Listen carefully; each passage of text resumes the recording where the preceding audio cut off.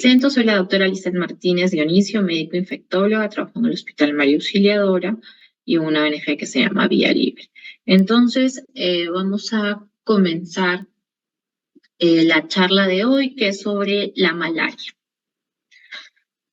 A ver, entonces, recordar que la malaria es una enfermedad reemergente. Hasta el 40% de la población mundial vive en áreas endémicas. Se van a tener más de 220 millones de casos al año. Se va a tener también una mortalidad en promedio más de 780.000 muertes anuales, de las cuales el 90% se van a encontrar en África. Este problema se torna cada vez más grave debido a que esta enfermedad reaparece en algunas zonas y también por la resistencia a algunos fármacos antimaláricos, y esto va a estar asociado a una mayor mortalidad. ¿Qué debemos de recordar en el tema de malaria, ¿no? Algunos conceptos básicos de la biología y en la transmisión. Recordar que el Plasmodium son más de 100 especies. Las que van a tener importancia para el hombre van a ser sobre todo el Plasmodium vivax, el Falciparum, Malariae, Ovale y también el Knowlesi. Y sobre todo los dos primeros que hemos mencionado, ¿no? Van a ser los más relevantes, como ahora vamos a ver. Para la transmisión, la importancia del mosquito, los mosquitos del género Anopheles. También se puede dar una transmisión por transfusiones sanguíneas, vía congénita, uso de jeringas, utensilios médicos, siendo las dos últimas menos frecuentes y relevantes. A ver, este cuadrito me pareció bastante interesante, por eso se los comparto, donde vamos a ver algunas diferencias significativas entre las especies, ¿no? Estamos mencionando aquí las 4 especies más importantes, de las cuales debemos de conocer al menos lo básico. Entonces, ¿no? Por ejemplo, en el caso del Plasmodium vivax, ¿cómo se caracterizan la gravedad de las crisis, ¿no? Vamos a tener que van a ser moderadas o graves. En el ovale, sobre todo, vamos a tener que es leve, ¿no? No son tan graves las crisis palúdicas. En el caso del Plasmodium malariae, la severidad es leve o moderado. Y en el caso del Plasmodium falciparum, vamos a ver cómo la mayoría van a ser episodios graves, ¿no? Ahí la importancia que va a tener, ¿no? Y ahora, según desarrollemos la clase, vamos a entender por qué en el Plasmodium falciparum es donde vemos más casos graves. ¿Qué más? A ver, otro dato que me parece importante tener en claro también es ver dentro de la clínica, ¿no? ¿Qué característica la anemia? Por ejemplo, dentro de estas especies, ¿cuál es la que me va a producir la anemia con mayor severidad? El Plasmodium falciparum, ¿no? Me va a producir la anemia con mayor severidad. Después ya entre vivax y malariae, digamos que entre el segundo y tercer lugar, y por último el Plasmodium ovale, ¿no? No va a ser de tanta intensidad la anemia. Ahora, la duración de la enfermedad. En el caso del Plasmodium vivax puede variar entre 3 a 8 semanas. En el ovale es menor el tiempo, 2 a 3 semanas. Malaria podemos tener rangos de 3 a 24 semanas. Y en el Plasmodium falciparum vamos a tener que la enfermedad puede durar igual de 2 a 3 semanas, ¿no? Mientras que vamos a ver con respecto al tema de la infección, ¿no? La infección en general, si ustedes se dan cuenta, miren cómo en el Plasmodium vivax puedes llegar a tener años, ¿no? 5, 8 años. Por ejemplo, en el caso del ovale hablamos de meses, de 12 a 20 meses. Entonces, acá tenemos un dato importante, que es recordar que en algunos casos vamos a tener recaídas, ¿no? Recaídas justamente asociadas a los hipnozoitos, ¿no? Los hipnozoitos que van a quedarse en el hígado, podría decirse que dormidos, ¿no? Entonces, en algunos momentos podemos tener, debido a ellos, si no se han eliminado de la manera adecuada, recaídas, ¿no? Entonces, ¿en qué especies es que vamos a ver a los hipnozoitos? Precisamente en el Plasmodium vivax y en ovale, ¿ya?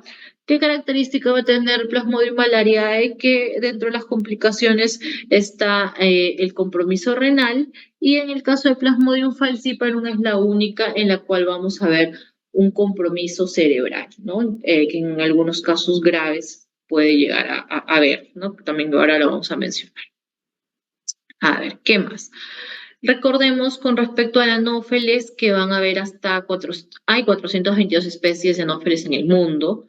De estas, 70 transmiten el paludismo y 40 van a ser de importancia médica para el hombre. Por ejemplo, en el África tropical vamos a tener al Anopheles gambiae y funestus, mientras que en Europa se han encontrado otras especies de anófeles. Recordar cuando hablamos del ciclo en malaria, ¿no? Que el huésped definitivo va a ser el mosquito Anopheles hembra, recuerden que es el Anopheles hembra, que va a tener justamente un ciclo esporogónico y de multiplicación sexual. Mientras que el huésped intermediario va a ser el hombre, en quien se va a desarrollar el ciclo esquizogónico, con multiplicación asexual en dos fases. La primera va a ser hepática y la segunda fase va a ser dentro del glóbulo rojo, ¿no? La fase eritrocítica. A ver, entonces ahora vamos a hablar un poquito de este ciclo, ¿no? Que como hemos hablado va a haber una fase exoeritrocítica, luego también vamos a tener el ciclo eritrocítico y también vamos a tener un ciclo hepático, ¿no? Entonces justamente dentro del ciclo hepático vamos a ver pues la importancia de los hipnozoitos.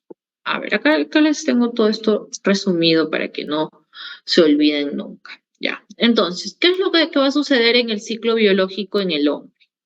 Como dijimos, ¿no? Los mosquitos anófeles hembra que han sido infectados con este parásito de la malaria van a inocular. ¿Qué es lo que inoculan? ¿Qué es lo que le inoculan al hombre, ¿no? O sea, lo que nos van a inocular van a ser los esporozoitos. Esa es la forma infectante, ¿ya? Recuerden que son los esporozoitos que se inyectan junto con la saliva, ¿no? Entonces, los esporozoitos van a ser la forma infectante natural. ¿Qué más? Luego que estos esporozoitos han sido introducidos en la sangre, ¿no? En el flujo sanguíneo, van a viajar al hígado, van a llegar, ¿no? Por la circulación portal hasta el hígado. Dentro del hígado van a invadir a los hepatocitos, donde se va a producir una replicación asexual que se puede prolongar por 6 a 15 días y en ocasiones puede demorar hasta un mes. Dentro de estos hepatocitos se van a desarrollar los merozoitos, ¿no? A esta fase de generación de los merozoitos dentro de los hepatocitos se le conoce como esquizogonia exoeritrocítica o también esquizogonia hepática.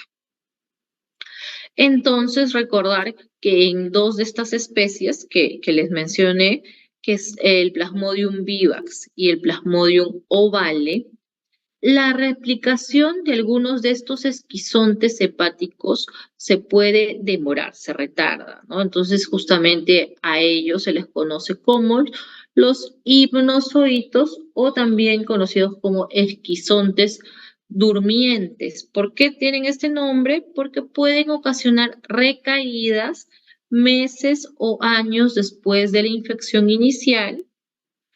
¿Y por qué usualmente se va a deber estas recaídas? Porque no se utilizó el antimalárico adecuado para eliminarlos, ¿no? Entonces, ¿cuál es el antipalúdico o antimalárico para eliminar los hipnozoitos? La primaquina, ¿no? Vamos a ver que es el único que va a tener actividad para los hipnozoitos, ¿ya? Entonces, por eso es importante que en este tipo de especies van a ver que el tratamiento incluye el uso de primaquina. ¿Qué más? ¿Qué va a suceder después? Que los merozoitos intrahepáticos, como dijimos, no era el resultado de la multiplicación asexual del parásito. Cada hepatocito infectado por esquizontes va a llegar a producir entre 10.000 a 30.000 merozoitos que se van a liberar a la sangre luego de la degradación celular. vamos a ver que va a haber un periodo variable de tiempo que va a ir entre las 24 a 72 horas, que se produce la maduración de estos trofozoitos y vamos a ver que por este fenómeno de división nuclear se va a comenzar a formar el esquizonte, ¿no? Entonces, a esta fase se le conoce como la de esquizogonia eritrocitaria y vamos a ver que esto va a tener una periodicidad. Entonces, recuerden lo que les estoy diciendo porque de esa manera van a entender también por qué no esta periodicidad que vamos a ver en las crisis palúdicas dependiendo de la especie de plasmodium, ¿ya? ¿Qué va a suceder después? Que el glóbulo rojo se va a degradar y liberar los merozoitos que pueden infectar otros glóbulos rojos vecinos, ¿no? Entonces, básicamente, ¿qué más vemos? A ver, que bajo condiciones ideales, un solo esporozoito puede ser el responsable de la infección de casi 1 millón de glóbulos rojos. Una vez que el merozoito entra al glóbulo rojo, se puede formar un trofozoito. Este trofozoito va a tener una forma de anillo, ¿no? Y cómo yo voy a poder observarlo claramente cuando se hacen tinciones de Giemsa o Wright. Luego de la maduración de este trofozoito va a perder esta morfología, esta forma de anillo y se va a transformar en un esquizonte. ¿Qué más tenemos? A ver, con respecto a los gametocitos, estos van a ser absorbidos por el mosquito y cuando se efectúa la fertilización se va a formar un cigoto. Después un oocisto va a ser el que va a formar los miles de esporozoitos infecciosos que van a multiplicarse dentro de la glándula salival del mosquito y de ahí nuevamente va a iniciar todo este ciclo que acabamos de comentar, ¿no? Entonces, igual yo sé que pues tal vez solo escucharlo una vez no es tan puede haber un poco de dudas. Ahora igual vamos a mencionar algunas otras características como para que les quede claro lo que hemos estado hablando, ¿no? Igual también tienen que tratar de volver a repasar el tema de este ciclo, que se los he tratado de resumir lo más claro posible, ¿ya? A ver, ¿qué más tenemos? Por ejemplo, también es importante el tema del ciclo biológico y los medicamentos antimaláricos, ya que van a cumplir una función dentro de los ciclos, ¿no? Por ejemplo, ¿quiénes son gametocidas, ¿no? La primaquina, las artemisinas. Luego vamos a tener que quienes, por ejemplo, van a tener una acción, ¿no? A nivel sobre el esquizonte, ¿no? Por ejemplo, la cloroquina, quinina, mefloquina, también tetraciclinas, artemisinas, y a nivel de la esquizogonía tisular, la primaquina, el proguanil, ya. Entonces, ahora, con respecto a la clínica, ¿de qué van a depender las manifestaciones clínicas que va a tener el paciente? Va a depender de la especie de Plasmodium, por todas estas características particulares que cada una de ellas va a tener, como hemos mencionado, también de la densidad o carga parasitaria. También va a influir la afinidad del parásito por el eritrocito. ¿Qué va a suceder?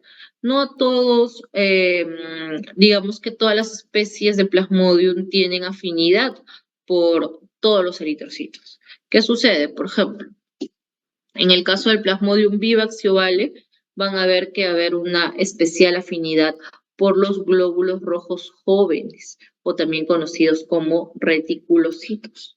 Mientras que el Plasmodium falciparum va a afectar a todos los estadios del glóbulo rojo, ¿no? Es el glóbulo rojo joven, adulto y maduro, ¿no? Lo cual, si analizamos, pues nos explicaría, aparte de la fisiopatología, también, pues, el por qué el Plasmodium falciparum va a ser la especie, pues, asociada con una clínica de anemia severa, ¿no? De anemia de mayor intensidad, ya.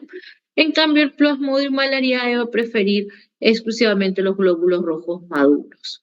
¿Qué otro factor va a ser importante? La inmunidad del paciente, ¿no? La inmunidad del paciente también va a ser, no es lo mismo, pues, el episodio de malaria en un paciente inmunosuprimido, ¿no? Porque puede ser la inmunosupresión porque una gestante, puede ser un niño, un paciente pues adulto mayor, un paciente tal vez con VIH pero que tenga un CD4 bajo, ¿no? Entonces, o un paciente oncohematológico, ¿no? Entonces, digamos que la inmunidad del paciente también va a ser importante para la clínica que éste va a presentar.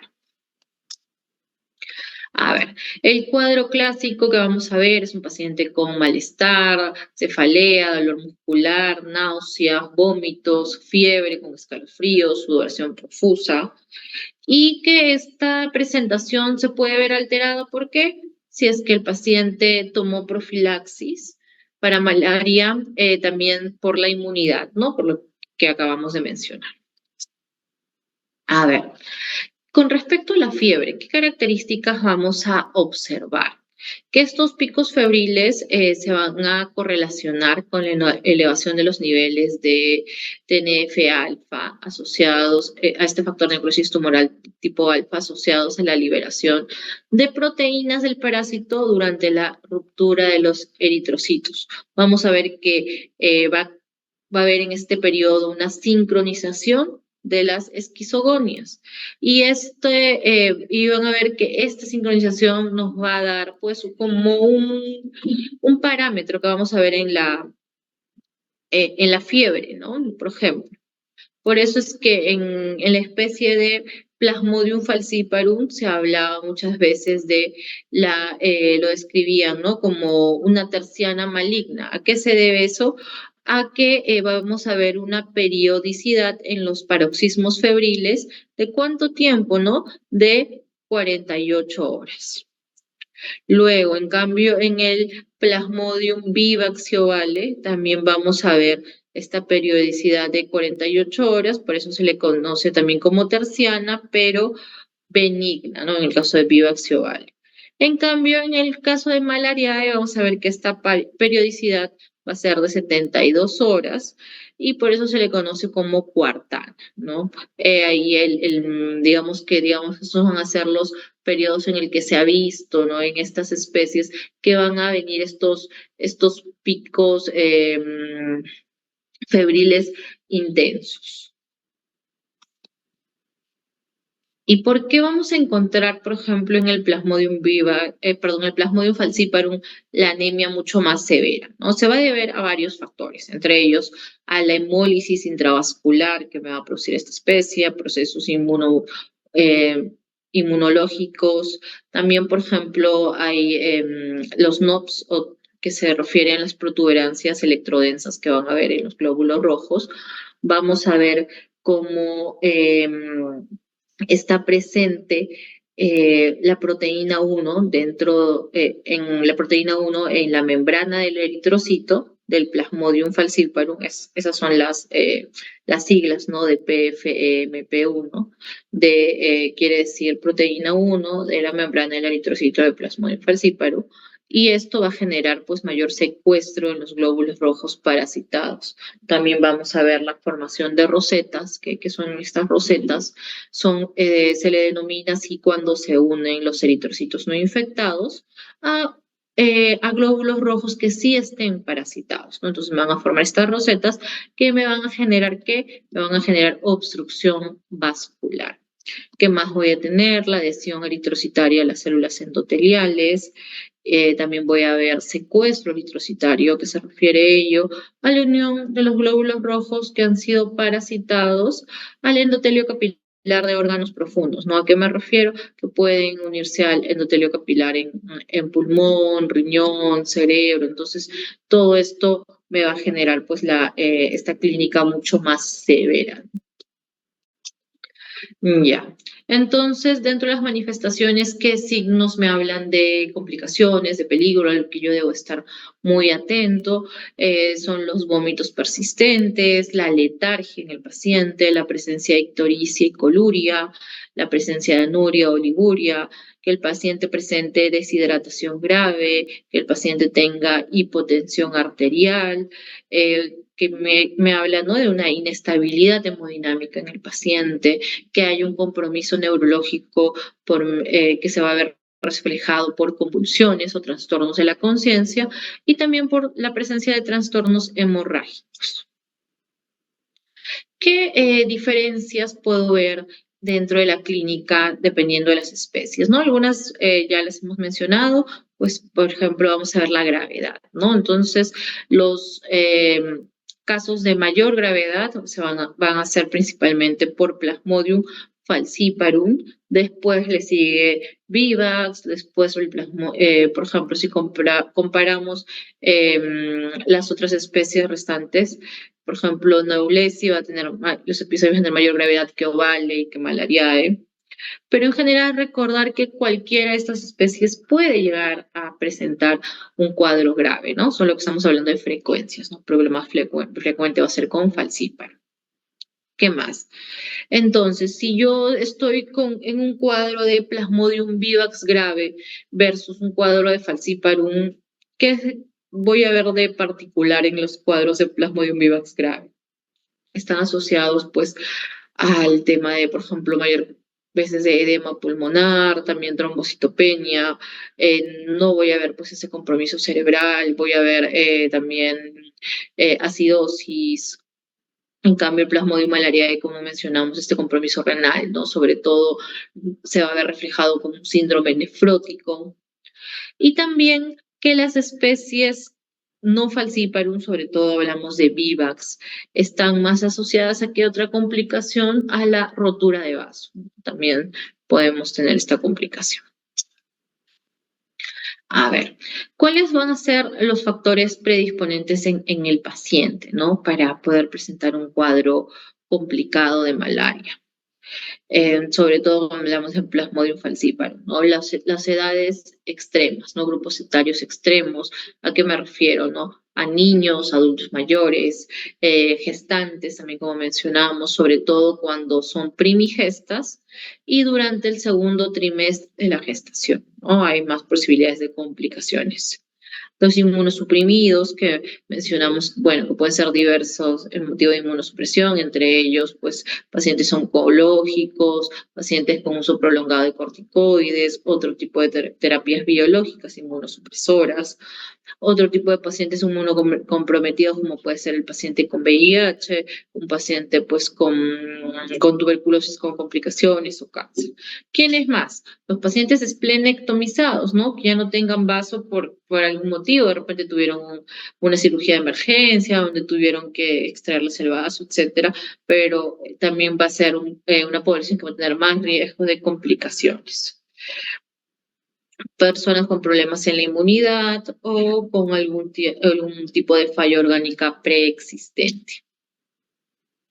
¿Qué vamos a ver en el paciente con clínica de malaria cerebral, ¿no? Que tenga un cuadro de malaria por Plasmodium falciparum? Vamos a ver alteraciones de los niveles de conciencia, podemos ver también convulsiones y puede el paciente llegar a un estado de coma y también a llegar a fallecer por estos cuadros. El grado de la disfunción del sistema nervioso central va a depender de varios factores, entre ellos la virulencia de la cepa, la respuesta inmunológica, el tiempo entre el inicio de los síntomas y también el inicio del tratamiento, ¿no? ¿A qué nos referimos con ello? Al retraso, ¿no? Al retraso en el inicio del tratamiento cuando el paciente comienza con la clínica. ¿Qué otros factores de riesgo vamos a ver? Por ejemplo, ¿no? Como mencionamos, por ejemplo, la desnutrición, que tal vez no lo hemos mencionado, susceptibilidad genética, ¿no? También hay personas que van a tener más riesgos genéticamente de que se vayan a complicar o no. Hasta un 10% de los casos de pacientes que tengan malaria cerebral van a haber algún tipo de secuelas, entre ellas cuáles pueden estar hemiplegias, epilepsia focal, ceguera, ataxia, polineuropatías, alteraciones en el comportamiento y lesiones de pares craneales. Aquí tenemos unas imágenes, ¿no? De un paciente con malaria cerebral. Y acá también tenemos un paciente con compromiso pulmonar, ¿no? Con edema pulmonar secundario a un cuadro de malaria complicado o grave. ¿Qué exámenes auxiliares nos van a ayudar, ¿no? ¿Qué exámenes auxiliares vamos a pedir? Por ejemplo, en el hemograma va a ser muy importante estar monitorizando la anemia, si el paciente presenta hemólisis, también vamos a ver cómo están las plaquetas, vamos a ver o no la presencia o no de trombocitopenia, también ver los leucocitos, si es que hay o no leucocitosis, vamos a ver si hay alteraciones en la coagulación, coagulopatías. Dentro de la bioquímica vamos a encontrar que la deshidrogenasa láctica se va a elevar, ¿no? También puede haber un incremento de las enzimas hepáticas, de la bilirrubina. Acuérdense que dentro de la presentación clínica también el paciente puede llegar a una injuria renal aguda. También podemos tener dentro de las complicaciones trastornos ácido-base, ¿no? Podemos tener acidosis metabólica, vamos a ver una disminución en el pH en el AGA. También el paciente no con malaria dentro de las complicaciones puede hacer episodios de hipoglicemia, ¿no? Asociados también a un compromiso hepático. Ahora, cuando hablamos del término de malaria grave o complicada, ¿a qué nos referimos? ¿No? Por ejemplo, en el caso de Plasmodium falciparum, es la demostración de formas asexuadas de Plasmodium falciparum en un paciente que tenga complicaciones potencialmente fatales de malaria, en quien ya hemos excluido otros diagnósticos diferenciales, ¿no? Entonces, luego de tener mi sospecha clínica, laboratorialmente, ¿qué puedo utilizar? Por ejemplo, parasitológicos, se puede usar la gota gruesa, microconcentración, a nivel inmunológico vamos a tener pruebas de inmunocromatografía, IFI, ELISA, y a nivel molecular PCRs, ¿no? En la microscopía, ¿qué es lo que vamos a buscar? Justamente identificar esos estadios trofozoitos, esquizontes, gametocitos. Por ejemplo, ¿no? En este cuadro les he puesto algunas de las diferencias más importantes en las tres principales especies de Plasmodium, ¿no? Que van a ser el Vivax, Falciparum y Malaria. Entonces, cuando hablamos, por ejemplo, de los trofozoitos, vamos a tener que hay algunos que se les conoce como trofozoitos jóvenes, otros van a ser los trofozoitos maduros. Vamos a ver que en el Plasmodium vivax, por ejemplo, los trofozoitos jóvenes van a tener forma de anillo. En cambio, por ejemplo, en el Falciparum tienen igual una forma de anillo, pero este es binucleado, que van a estar justamente adosados, ¿no? Va a ser muy cercana a la membrana del glóbulo rojo. A ver, en cambio, por ejemplo, en el trofozoito maduro, en el Plasmodium vivax, este va a tener una forma ameboide, el glóbulo rojo se va a ver de mayor tamaño, vamos a ver también una hipocromía marcada. ¿Ya? Son algunas características ya a nivel que voy a ver en el microscopio, ¿no? Que voy a ver en el microscopio luego de realizar mi gota gruesa para poder identificar y encontrar diferencias, ¿no? Que van a hacer que yo sospeche, ¿no? Que diga, sí, estoy encontrando este estadio de esquizonte, este estadio de gametocito, y que por las características, ¿no? Tanto de la forma, el número, tamaño, me va a ayudar a diferenciar, ¿no? Si se trata de Plasmodium vivax, Falciparum y Malaria. Realmente no es tan sencillo de momento que uno lo vea en el microscopio, acá va a tener que ver mucho la experticia, ¿no? Entonces, justamente, ¿quiénes son los que muchas veces nos ayudan a poder encontrar esto? Los tecnólogos médicos, ¿no? Sobre todo cuando estamos en zonas endémicas, ¿no? Entonces, ya es un poco la expertise que nos da la experiencia, ¿no? Entonces, en estas zonas endémicas, pues, los números ven tantos estos casos que ya es mucho más fácil pues poder diferenciar, identificar las especies, ¿no? ¿Y por qué a veces es tan importante el tema de no solo la prueba inmunocromatográfica, ¿no? Etcétera?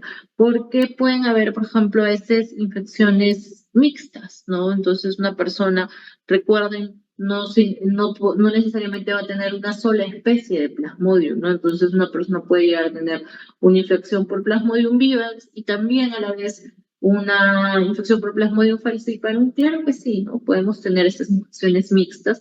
Entonces ahí es donde me va a ayudar mucho la gota gruesa porque me va a permitir identificar, ¿no? Identificar que se trata de más de que está presente más de una especie de Plasmodium. A ver, entonces estábamos mencionando, ¿no? Que la gota gruesa precisamente va a ser el gol estándar para el diagnóstico de malaria por la sensibilidad y especificidad que va a tener. Las ventajas, como les acabo de decir, ¿no? Que me va a permitir identificar la especie, me va a permitir identificar el estadio del desarrollo, ver la viabilidad del parásito. También va a ser muy importante y útil en cuando, ¿no? Justamente cuando ya luego de haber ya iniciado el tratamiento, también me va a ayudar a cuantificar, ¿no? La densidad parasitaria y ver si ya esta disminuyó. Y esto me va a hablar de qué, ¿no? De la efectividad del tratamiento que estoy dándole a mi paciente. ¿Qué más? Bueno, un alfrotismos me va de cierta manera ayudar también a identificar la especie. Ya, pero ¿qué otras pruebas tenemos? También hablamos del PCR, ¿no? Lógicamente, pues es una prueba molecular, va a tener una sensibilidad y especificidad superior a la gota gruesa, que es más operador dependiente. Pero, por ejemplo, es una técnica compleja que eso va a dificultar el uso para un diagnóstico precoz, sobre todo si estamos hablando a nivel primario, ¿no? De salud, ¿no? En postos, centros de salud, o sea, es más difícil el poder tener, pues, pruebas moleculares, estos PCRs disponibles. ¿Qué más? Por ejemplo, ¿no? ¿Cuándo sí estaría indicado el uso de una prueba de tipo PCR? En población asintomática, en áreas endémicas, para monitorizar la respuesta a drogas antimaláricas, si lo que yo busco es la caracterización genotípica de las especies de Plasmodium. Por ejemplo, ¿no? También en áreas endémicas, ¿no? Imagínense cómo se hace en áreas endémicas para la donación de sangre, ¿no? Como estábamos hablando que la transmisión también podría ser por transfusiones. Entonces, por ejemplo, se plantea que en áreas endémicas sería muy útil tener disponible pruebas moleculares como este PCR para que de esta manera puedan servir en el screening, el tamizaje que se hace a los donadores de sangre, ¿no? Que se hacen banco de sangre. ¿Qué más? También, pues, este PCR va a ser el test de referencia para evaluar el desarrollo de nuevas pruebas, ¿no? De nuevos test diagnósticos. Ya. ¿Qué pruebas sí tenemos disponibles? Y podríamos decir que es bastante, que sí es muy útil, sobre todo para zonas rurales y alejadas, ¿no? Que son algunos métodos que lo que nos ayudan a identificar son los componentes antigénicos del Plasmodium. Sobre todo van a ser dos los principales test inmunocromatográficos, la proteína rica en histidina 2 del Plasmodium falciparum y la lactato deshidrogenasa del Plasmodium, ¿no? Entonces, justamente estas pruebas inmunocromatográficas van a ser fáciles de utilizar, tenemos el diagnóstico en minutos, se pueden usar en zonas alejadas donde no se cuente pues con un laboratorio bien equipado, ¿no? Entonces, aquí estamos viendo las dos, ¿no? Y entonces, precisamente, ¿cuáles van a ser las ventajas, como mencionamos? El que estos tests son sencillos y rápidos, que no necesitamos mayor equipamiento, ya que son pruebas inmunocromatográficas. También estas pruebas son estables a la temperatura ambiente y sobre todo van a ser bastante útiles por la buena sensibilidad y especificidad en las infecciones por Plasmodium falciparum, ¿no? ¿Y por qué creen que se haya, pues, priorizado en estas pruebas y en general el diagnóstico del Plasmodium falciparum? Precisamente por su asociación a mayor mortalidad, complicaciones, etcétera, ¿no? Por eso es que se prioriza diagnosticar el Plasmodium falciparum.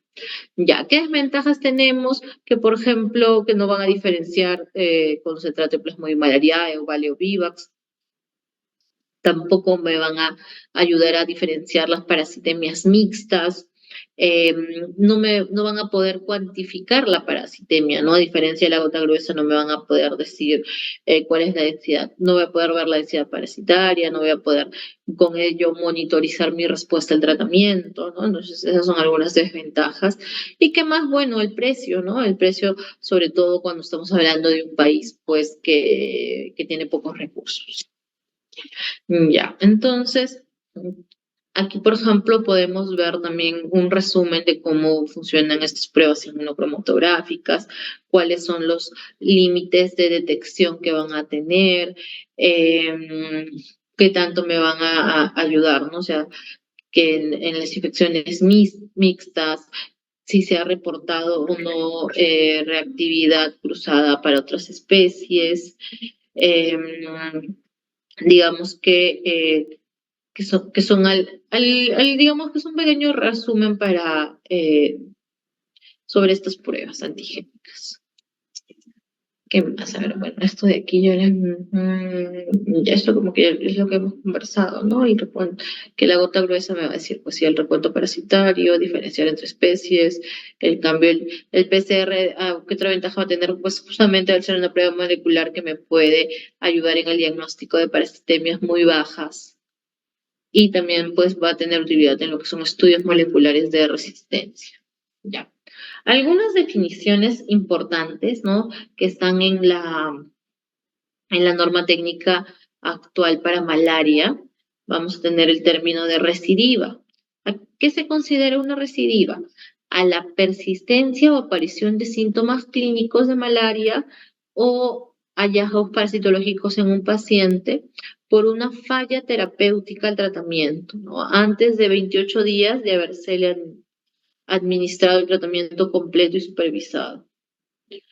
¿Qué más? También vamos a tener la reinfección. ¿A qué se le considera una reinfección? A la presencia de signos y síntomas o hallazgos parasitológicos de una infección por malaria en un individuo después de 28 días o más de haber culminado, ¿no? Luego que ya se completó, se le dio de alta, se completó el tratamiento antimalárico, ¿no? Y que ya se le dio el diagnóstico de egreso que en un momento se consideró curado. Vamos a ver pues el tema de las recaídas, ¿no? Como lo mencionamos, asociados a los hipnozoitos, como mencionamos sobre todo en la especie de Plasmodium vivax. Ya, entonces, ¿cuál es el tratamiento, no? Eso ustedes deben de recordarlo. Recuerden que el tratamiento para malaria va a depender pues de la especie y de la clínica, ¿no? No es lo mismo el tratamiento, ¿no? Para un cuadro grave o complicado para el no grave o no complicado, ¿no? Y también el tema de la especie, qué otra característica del paciente va a ser importante saber si es gestante o no, ¿no? Porque van a haber algunos medicamentos contraindicados en la gestación, ¿no? Entonces, también es un grupo poblacional importante, ¿ya? Entonces, por ejemplo, en el tratamiento del paciente con malaria por Plasmodium vivax, ¿no? Por Plasmodium vivax. ¿Cómo vamos a tratar? Ya, va a ser en base a dos drogas, a la cloroquina y a la primaquina. ¿Cuántos días va a recibir cloroquina? Va a recibir cloroquina 3 días. El primer día estamos hablando de 4 tabletas, el segundo día también 4 y el tercer día 2 tabletas, que es 5 miligramos kilo día. Mientras que por una semana va a recibir primaquina. ¿A qué dosis? Digamos que va a recibir, si es que va a depender de la presentación, ¿no? Si es que tenemos disponibles tabletas de 15 miligramos, son 2 tabletas. En cambio, si la que tenemos disponible es la presentación de 7.5 miligramos, van a ser 4 tabletas, ¿ya? Es por eso que está como que subdividida esa parte de la tabla. ¿Qué más? Recordar que la primaquina está contraindicada en la gestación, ¿no? Que está contraindicada en la gestación, entonces si es que es una gestante con Plasmodium vivax, no le voy a poder dar primaquina, ¿ya? Recordar eso. ¿Qué más? Ya, luego vamos a ver el tratamiento de malaria por Plasmodium malariae, ¿no? Entonces aquí tenemos que el tratamiento va a ser por menos tiempo. Vamos a usar la cloroquina 3 días también si son las tabletas de 250 van a ser 4 tabletas por los 3 días. Y el último día se dan si la presentación es de 15 miligramos de primaquina, sean 3 tabletas, solo una dosis el último día. Y también igual, ¿no? Que si es gestante no le podemos dar la primaquina. Ya. Ahora, en cambio, ¿qué va a suceder en la malaria por Plasmodium falciparum? Si es que no es complicada, si es una malaria no complicada, el tratamiento va a ser con artesunato, mefloquina y también primaquina.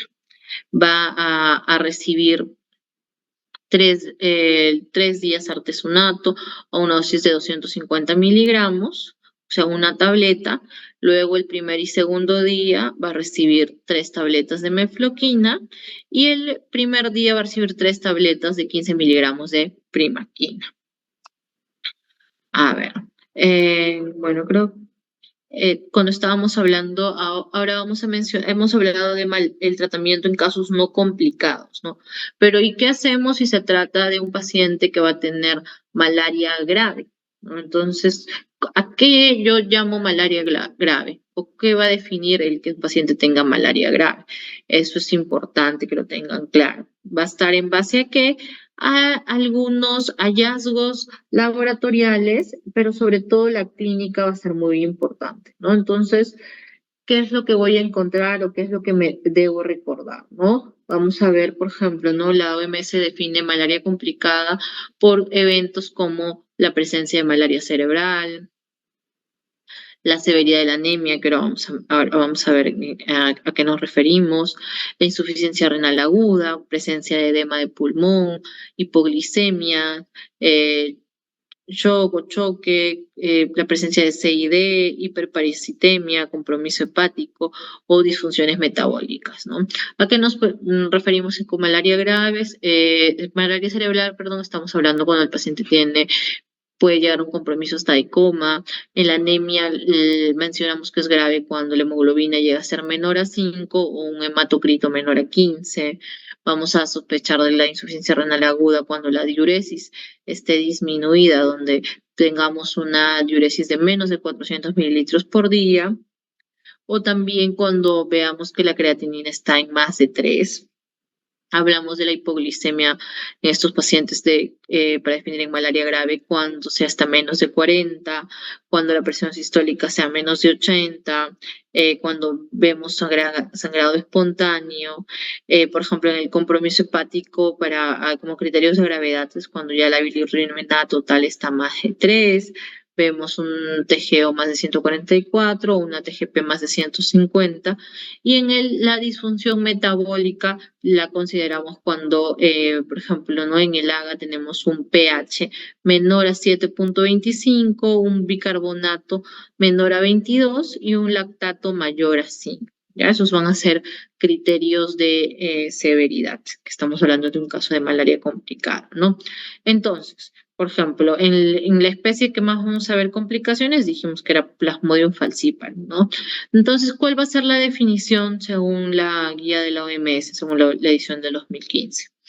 Cuando vamos a hablar de malaria malaria severa por Plasmodium falciparum, cuando obtengamos uno más de las siguientes características, habiéndose confirmado la presencia de parasitemia por Plasmodium falciparum. Por ejemplo, vamos a hablar en el caso del trastorno del sensorio en un paciente adulto que tenga un Glasgow menos de 11. También está el criterio de postración, que se refiere a la debilidad generalizada, incapacitante. Tenemos también las convulsiones múltiples, que es cuando se dan más de 2 convulsiones en 24 horas.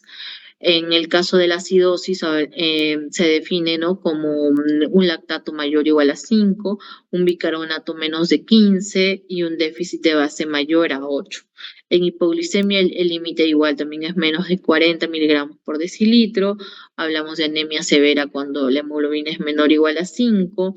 En el caso de falla renal cuando la creatinina es mayor a 3. En el caso de la ictericia, cuando la bilirrubina es mayor a 3, con un conteo de parásitos mayor a 100.000. Luego en el edema pulmonar, cuando tengo la confirmación imagenológica, ¿no?, radiológica, y el paciente esté presentando una saturación menos del 92% o una frecuencia respiratoria más de 30. El sangrado significativo está definido como un sangrado recurrente o prolongado por la nariz, encías o los sitios de venopunción, o que el paciente esté presentando hematemesis o melena. Para hablar de shock, como dijimos, la presión arterial sistólica tiene que ser menos de 80 y en niños esta puede llegar a ser menos de 70 con signos de hipoperfusión. Y cuando hablamos de la definición de hiperparasitemia, ¿no?, ¿a qué nos referimos con hiperparasitemia? Cuando la parasitemia por Plasmodium falciparum es mayor al 10%, ¿no? Entonces, basta que tengamos uno de estos criterios presentes para ya hablar de un cuadro de malaria severa por Plasmodium falciparum, ¿no? Recuerden que acá estamos hablando de Plasmodium falciparum. Ya. Entonces, ya, bueno, eso es lo que acabamos de mencionar. Ya. Por ejemplo, ¿no?, dentro de este cuadro, ¿no?, del paciente con malaria severa, ¿quiénes, por ejemplo, se van a complicar más, ¿no? Por ejemplo, mayor mortalidad la vamos a ver vamos a ver mayor mortalidad en los pacientes que presenten trastornos ácido-base, ¿no?, sobre todo con acidosis metabólica. O sea, un paciente con malaria severa con acidosis metabólica va a tener mayor mortalidad. ¿Quiénes más? Los que tengan complicaciones múltiples, ¿no? ¿A qué me refiero con complicaciones múltiples?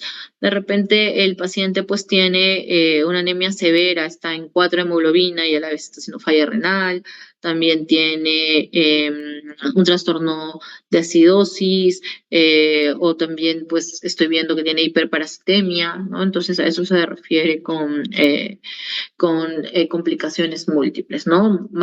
Tener más de un trastorno, más de un compromiso, digamos que estamos hablando de un compromiso ya multiorgánico, ¿no?, que más de un sistema comprometido. Después tenemos que también que la malaria cerebral se va a asociar pues con déficits neurológicos, que estos pueden ser tener secuelas, ¿no?, tener déficits cognitivos a largo plazo. Por ahí que lo hemos mencionado al inicio, ¿no?, también, por ejemplo, la presencia de hemiparesia, ataxia cerebelosa, trastornos convulsivos, y también le puede generar al paciente trastornos del comportamiento y también de trastornos de hiperactividad y déficit de atención, ¿no? También puede llegar a tener ese tipo de secuelas. Ya, ¿quiénes van a ser nuestra población en riesgo? También lo mencionamos brevemente, dijimos que el paciente con VIH, sobre todo cuando tenga un CD4 bajos, las gestantes entre el segundo y tercer trimestre, los pacientes van a tener comorbilidades, ¿no?, los extremos de la vida que también mencionamos, dijimos adulto mayor de 65, niños menores de 5. Ya, ahora, dentro del tratamiento, mi objetivo primario va a ser evitar la mortalidad. Dentro de los objetivos secundarios va a estar la prevención de discapacidades o recrudescencia de las infecciones.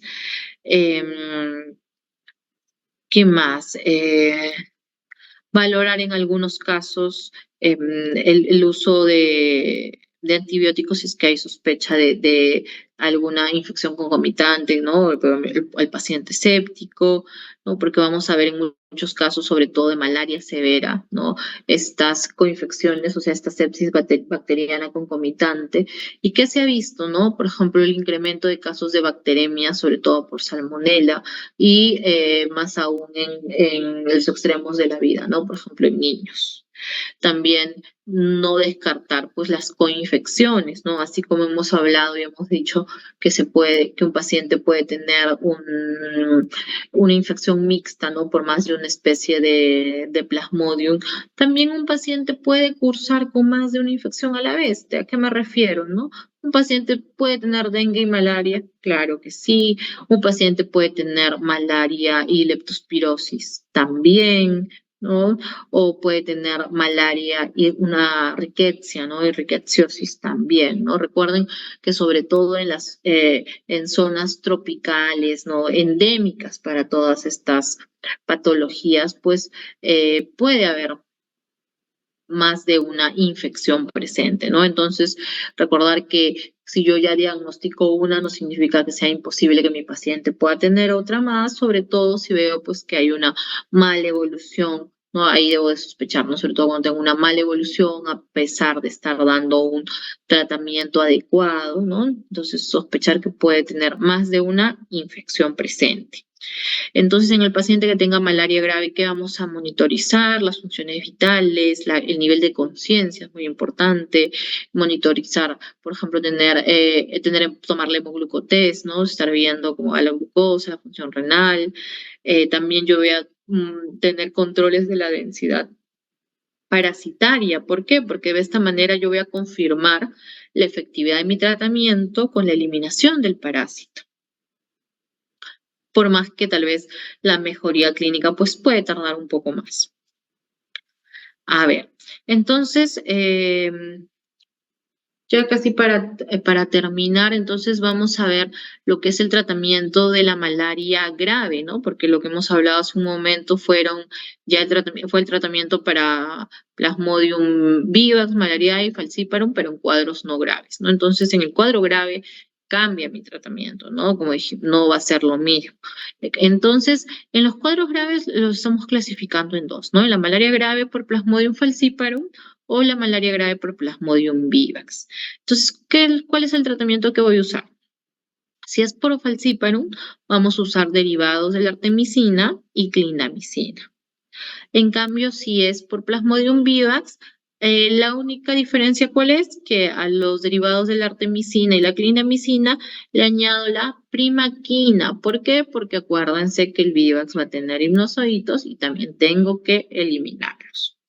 Ya, entonces un paciente con malaria grave tiene que hospitalizarse de todas maneras, porque estos tratamientos son endovenosos, es un paciente que puede dar muchas complicaciones. Ya, entonces las ampollitas de artesunate endovenoso van a venir en presentaciones de 60 o de 80 miligramos.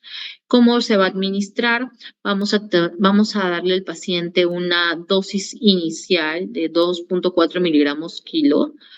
Después, a las 12 horas una segunda dosis igual de 2.4 miligramos kilo y vamos a tener una tercera dosis a 12 horas después de esta segunda de la misma dosis, ¿no? De 2.4 miligramos kilo. Se va a valorar la tolerancia oral porque puede que mi paciente esté vomitando, con trastorno de conciencia, no tolera la vía oral, ¿no? Para ver si es que luego de estas tres dosis puedo ya pasar yo a la vía oral. De lo contrario, si no es posible, voy a continuar dándole tratamiento endovenoso con la misma dosis, pero ya cada 24 horas. Ya cuando sea posible la vía oral, se le puede dar el artesunato, pero ya vía oral sería una dosis de 4 miligramos kilo día, hasta completar 7 días de tratamiento. ¿Qué más? Por ejemplo, como segunda opción podemos tener el uso de la quinina, que también se va a dar con una dosis de carga, con una dosis de mantenimiento, pero esta es una opción, ¿no? No es idealmente yo lo que voy a usar es una artemisina, ¿no? Por el artesunato.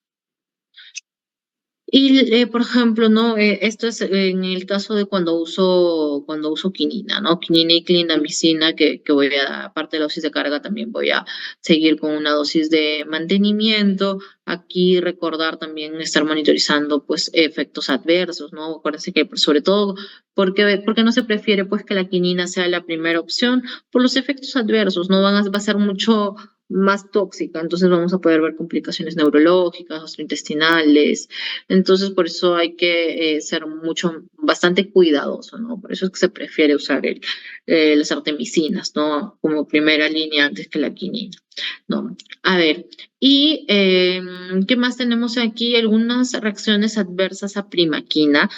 Ha sido la única que se las he puesto porque van a ver que es una de las drogas más importantes dentro del tratamiento de malaria. Entonces, podemos ver con el uso de la primaquina?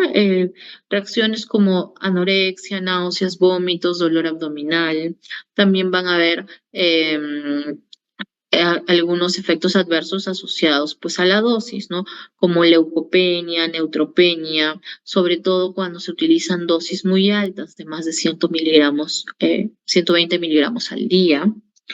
En cambio, con dosis dentro de 15 a 60 miligramos al día, lo que más voy a poder ver es leucocitosis que leucopenia.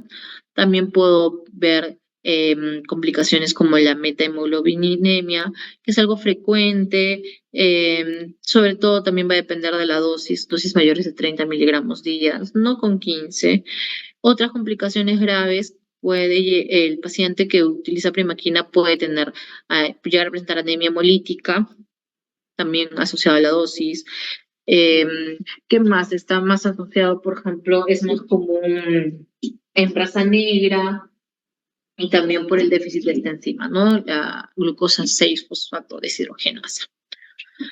¿Y cuál va a ser mi tratamiento? Pues suspender, ¿no? Ver que si presento alguna de estas complicaciones justamente graves, suspender la primaquina.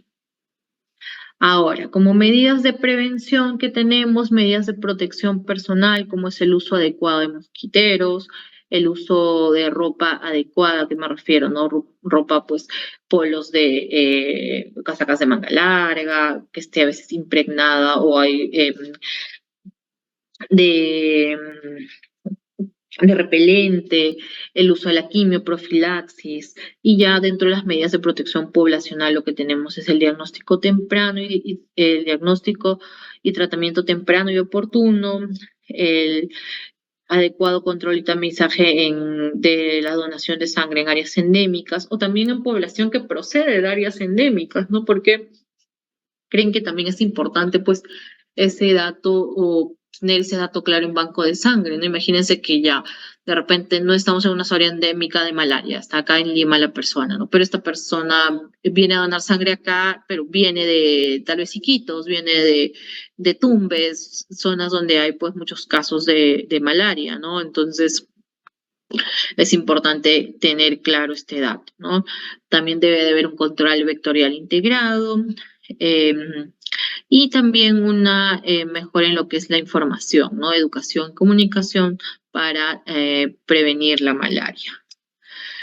Y ya para terminar vamos a hablar un poquito de la quimioprofilaxis. ¿Qué es esto, no? Es esta medicación que lo vamos a usar sobre todo en quienes, ¿no? En grupos poblacionales vulnerables, ¿no? Ahora vamos a decir quiénes. Recordar que la quimioprofilaxis o cualquier profilaxis no es que va a evitar un 100% la malaria, pero lo que me va a prevenir y disminuir es el riesgo de que si, por ejemplo, no la persona llega a tener malaria, desarrolle las formas graves, también me va a hacer pues que los síntomas sean mucho más leves. La quimioprofilaxis no se va a recomendar para grupos poblacionales amplios porque va a ser complicado de cumplir correctamente las indicaciones. Está recomendado en poblaciones vulnerables que requieren una protección temporal, como en quienes, ¿no? Por ejemplo, gestantes, niños menores de 5 años, personal de salud, ¿no? Que va a viajar tal vez a una zona endémica.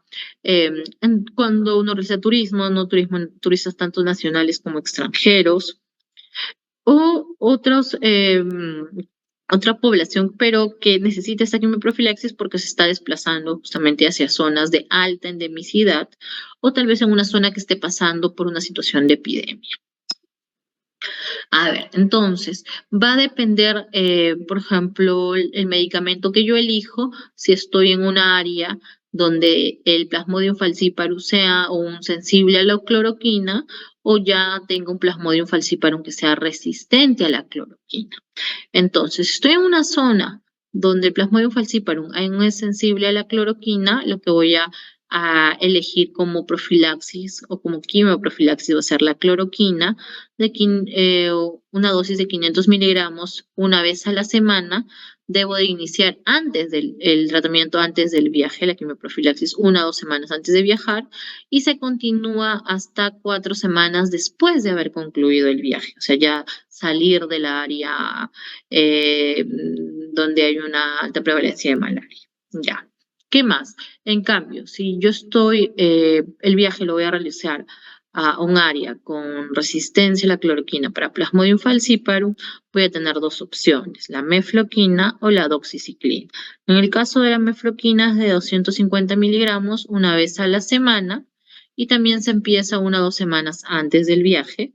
O la otra opción es la doxiciclina, 100 miligramos al día. También iniciamos 1 o 2 días antes del viaje y vamos a continuar hasta 4 semanas igual después de haber abandonado el área con alta endemicidad para malaria, ¿no? Entonces, esas serían pues las indicaciones de quimioprofilaxis. Sí, sé que es un tema un poquito extenso, no sé si tienen alguna duda, si les ha podido quedar todo claro, que o algún comentario, ¿no? De repente alguien ha visto ya en sus prácticas un paciente con malaria, o alguien pues tal vez viene de una zona endémica o ha realizado un viaje a una zona endémica y tal vez ha tomado ya la profilaxis. No sé si hay alguna pregunta, comentario.